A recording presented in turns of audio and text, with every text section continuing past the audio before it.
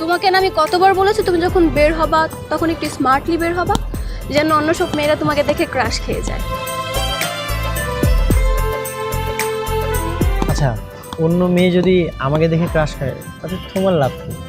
মানে অন্য মেয়ে যদি আমাকে দেখে ক্রাশ খায় তোমার হিংসা হওয়া উচিত না? না, আমার তো হিংসা হবে না। অন্য মেয়েরা যদি তোমার উপর ক্রাশ খেয়ে যায় তখন তো উল্টো আমার আর ভালো লাগবে। কেন ভালো লাগবে? যাক বাবা, আমার বয়ফ্রেন্ডের উপর অন্য মেয়ে ক্রাশ খেয়েছে, আমার বয়ফ্রেন্ডের জন্য অন্য মেয়ে পাগল হয়ে যাবে, তখন আমার ভালো লাগবে না?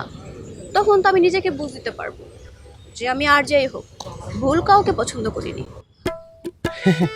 আচ্ছা, রাখো তো তোমার এইসব লজিক। আর আমি অন্য কোনো মেয়ের দিকে তাকাই না, বুঝছো? আচ্ছা, তুমি আমার একটা কথা রাখতে পারবে? বলো। তুমি না একটা মেয়ে